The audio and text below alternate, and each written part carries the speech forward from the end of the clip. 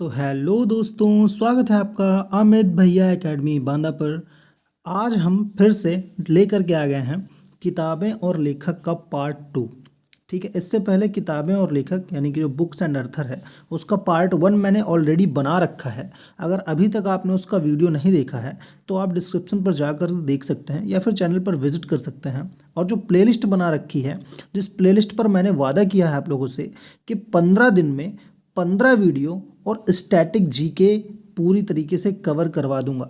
यानी इन static GK से related कोई भी क्वेश्चन आपके किसी भी एग्ज़ाम पे आएगा तो आपको स्टैटिक जीके में परेशान होने की ज़रूरत नहीं पड़ेगी मेरे भाई। वो जो हमने चैलेंज लिया है, हार्ड चैलेंज 15 दिन का अपने स्टैटिक जीके को बूस्ट करने के लिए, वो मैं कवर करवा रहा हूँ, है ना। अब ये रिस्पॉन्सिबिलिटी आपकी है कि आपको भी उतनी ही मेहनत करनी है जितनी मैं कर रहा हूँ। ठीक है, तो चलिए स्टार्ट करते हैं बुक्स एंड अर्थर का पार्ट 2।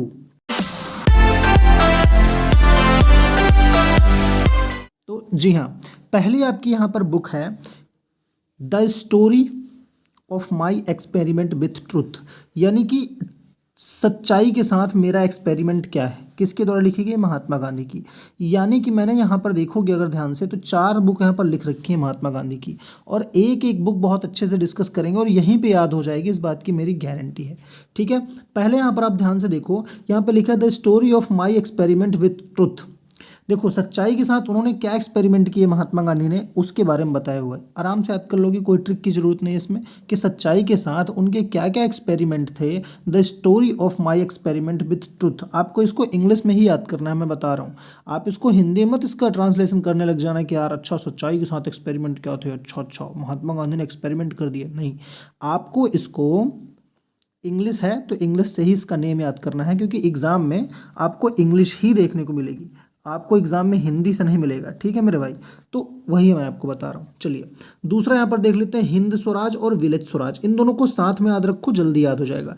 हिंद स्वराज और विलेज स्वराज, आप ऐसा समझो कि हिंद को स्वराज दिलाने के लिए और विलेज को स्वराज दिलाने के लिए महात्मा गांधी ने बहुत प्रयास किए। तो हिंद स्वराज महात्मा गांधी और विलेज स्वराज महात्मा गांधी। स्वराज का मतलब क्या होता है? स्वतंत्रता, है ना। तो हिंद को स्वराज दिलाने के लिए और विलेज को स्वराज दिलाने के लिए महात्मा गांधी ने बहुत सारे प्रयास किए।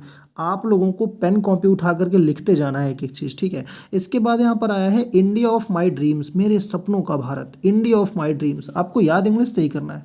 इंडिया ऑफ माई ड्रीम्स, मेरे सपनों का भारत, महात्मा गांधी। महात्मा गांधी ने बहुत सारे सपने थे, 11 सूत्री मांगे उन्होंने मांगी थी। उनका सपना ये था सत्य अहिंसा से सब कोई चले।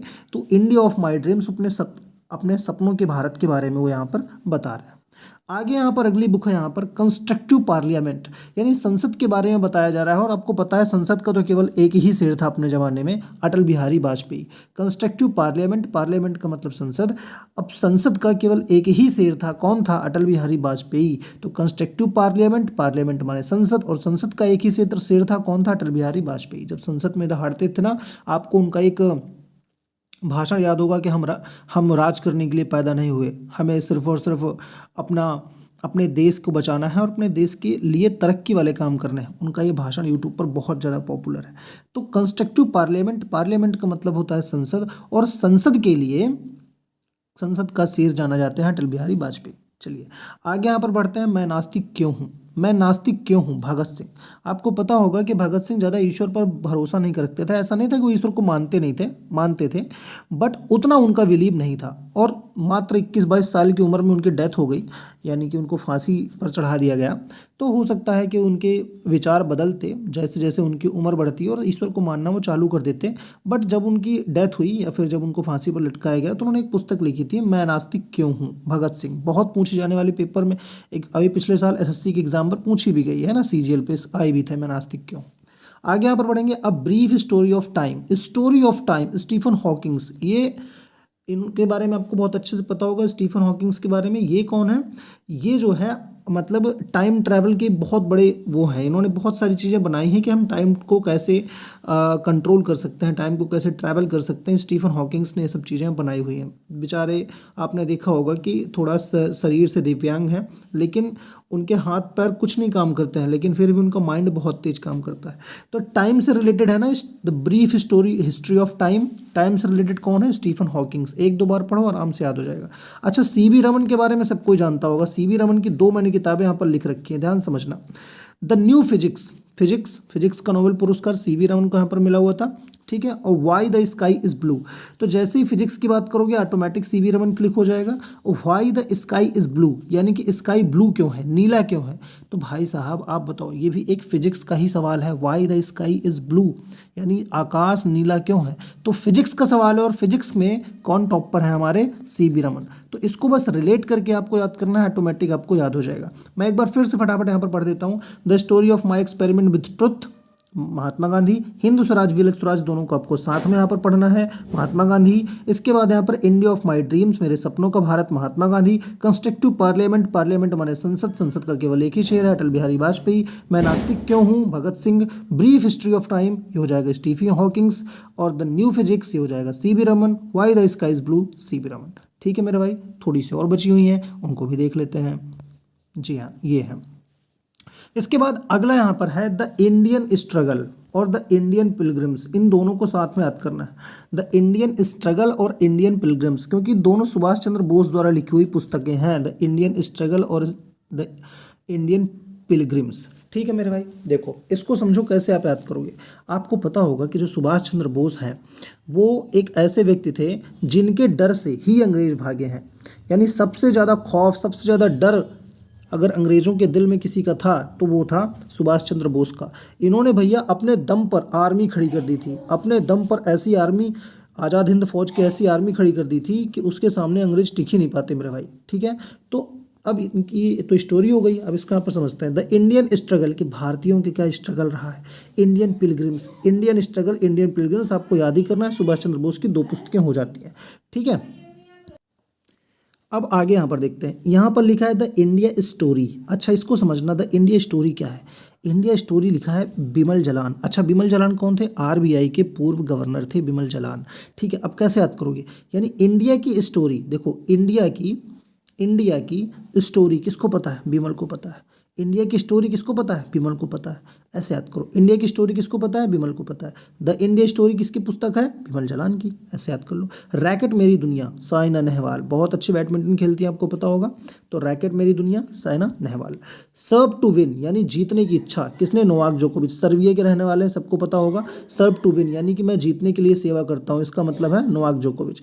टेस्ट ऑफ माई लाइफ, मेरे जीवन का क्या टेस्ट है, क्या संघर्ष है? युवराज सिंह, आपको पता ही होगा। 2011 का वर्ल्ड कप का जो सुपर से डुपर जो प्लेयर था, इसको मिटा करके थोड़ा सा लिखते हैं ताकि आपको समझ में आए और आपको एक ही बार में चीज़ें याद हो जाएं।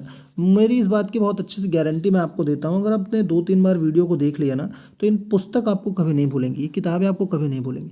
The test of my life, Yuvraj Singh के बारे में बात कर रहा था, इनके बारे में बात करना जरूरी है। 2011 का जो वर्ल्ड कप हुआ था, 2011 के वर्ल्ड कप में कैंसर से पीड़ित होने के बावजूद, कैंसर नामक बीमारी से पीड़ित होने के बावजूद इस बंदे ने वर्ल्ड कप जिता दिया। तो भैया तालियां बनती है इसके लिए। चलिए अब यहाँ पर देखिए, लिखते हैं भाई साहब, the test of my life, मेरे जीवन में क्या क्या संघर्ष रहे हैं, युवराज सिंह ने यहाँ पर बताया हुआ है। आराम से याद हो जाएगा, बस ऐसे स्टोरी बनाओ, रिलेट करो, आराम से याद हो जाएगा। चमत्कारी सचिन, अच्छा सचिन तेंदुलकर 100 शतक, the god of cricket Lokesh Dhani. देखो चमत्कारी सचिन, यानी सचिन को चमत्कारी किसने कहा? लोकेश ने कहा। किसने कहा? लोकेश ने। मैं सिर्फ याद करवा रहा हूँ आपको, है ना। सचिन को चमत्कारी किसने कहा? लोकेश ने कहा। और जब सचिन को ये बात पता चली तो लोकेश ने, जब सचिन को ये बात पता चली कि यार मुझे तो चमत्कारी कह दिया लोकेश ने, तो सचिन गया, उसको 10 रुपये उन्होंने दे दिए, लो भैया 10 रुपये ले जाओ। किसको दे दिए? लोकेश को। चमत्कारी सचिन, सचिन को जब ये बात पता चली कि मुझे तो चमत्कारी कहा गया है, किसने कहा है? लोकेश ने कहा है, तो सचिन गया, उसको 10 रुपये दे दिए, लो भैया 10 रुपये ले लो। ठीक है, सिर्फ याद करो, स्टोरी बना के याद हो जाएगा मेरे भाई, बात मानो। ठीक है, आगे देखते हैं one day wonders. One day wonders, Sunil Gavaskar, सब कोई जानता होगा, सुनील गावस्कर बैट्समैन थे। वनडे वंडर्स, मूक नायक, यानी हमारे जो नायक हैं वो मूक हैं। किसने कहा? B R Ambedkar. यानी हमारे जो नायक हैं, हमारे जो बड़े हैं, जो देश चला रहे हैं, वो मूक है, मतलब ना किसी की सुनते हैं ना बोलते हैं, ठीक है। तो बी आर अम्बेडकर ने क्यों कहा? बी आर अम्बेडकर ने इसलिए कहा क्योंकि जब बी आर अम्बेडकर के टाइम पर छुआछूत भेदभाव बहुत ज़्यादा चल रहा था, वो अपनी बात को रखते थे, उनकी बात कोई नहीं सुनता था, कोई बोलता नहीं था, इसलिए उन्होंने बोला Mook Nayak B R Ambedkar. Straight drive Sunil Gavaskar. आप ऐसे याद करो कि स्ट्रेट ड्राइव को सबसे ज़्यादा सबसे अच्छे तरीके से कौन खेलता था? तो वो है हमारे सुनील गावस्कर साहब, ठीक है। सुनील गावस्कर स्ट्रेट ड्राइव बहुत अच्छा खेलते थे। A shot of my life, ये है अभिनव बिंद्रा। आपको पता होगा 2008, एक बार फिर से इसको मिटा करके थोड़ा सा इन्फॉर्मेशन दे देता हूँ और इसको भी आपको याद करवा देता हूँ, ठीक है। यहाँ पर जो अभिनव बिंद्रा लिखा हुआ है, इससे मुझे क्वेश्चन याद आता है, मैं उस क्वेश्चन को आपको याद कराने की पूरी कोशिश करता हूँ। देखिए, सूट ऑफ माई लाइफ, उन्होंने 2008 का बीजिंग ओलंपिक जो था, बीजिंग ओलंपिक है ना, चीन पर जो हुआ था, उसमें गोल्ड मेडल जीत करके लाए थे। गोल्ड मेडल, ये सवाल आप बहुत पूछ जाता है, इसको आपको लिखना होगा। 2008 के बीजिंग ओलंपिक में गोल्ड मेडल जीत करके लाए थे अभिनव बिंद्रा। उस टाइम पर उन्होंने एक पुस्तक लिखी थी, the shot of my life, क्योंकि ये क्या करते थे? बंदूकबाजी करते थे और शूट उन्होंने किया था, उनका निशाना बहुत अच्छा लगा था, तो उनको 2008 में गोल्ड मेडल मिला था बीजिंग ओलंपिक में अभिनव बिंद्रा को। तो shoot of my life Abhinav Bindra. अब पूरी फटाफट पढ़ते हैं। तो ये दोनों, the Indian struggle, the Indian Pilgrim, Subhash Chandra Bose. The story, India story, India की स्टोरी कौन जानता है? बिमल जलान जानता है, आरबीआई के पूर्व गवर्नर रहे हैं। रैकेट मेरी दुनिया, साइना नेहवाल रही है। सर्व टू विन, नोवाक जोकोविच। Test of my life, Yuvraj Singh. चमत्कारी सचिन, लोकेश धानी, है ना, कि सचिन चमत्कारी है तो सचिन को बात पता चली तो लोकेश को 10 रुपए दे दिए। One day wonders, Sunil Gavaskar. Mook Nayak, B R Ambedkar. Straight drive, Sunil Gavaskar. Shoot of my life, Abhinav Bindra. आपको अब यहाँ से मैं बता रहा हूँ, कोई भी ज़्यादा परेशान होने की ज़रूरत नहीं है। जितनी बुक स्टैटिक जीके की मुझे करानी थी वो मैं आपको यहाँ पर करा चुका हूँ। अब इससे ज़्यादा बुक आपको पढ़ने की ज़रूरत नहीं है। स्टैटिक जीके में जितनी भी बुक आनी चाहिए वो आ जाएंगी। अब आपको परेशान होने की ज़रूरत नहीं है। अब हमारा डे 3 होगा, डे 3 का वीडियो मैं लेकर के आऊँगा और उस पर स्टैटिक जीके के आगे के जो टॉपिक होंगे उसको हम यहाँ पर कवर करेंगे। तब तक के लिए आपको चैनल से जुड़े रहना है, पढ़ाई करते रहना है। Till then keep learning, keep watching. Thank you so much.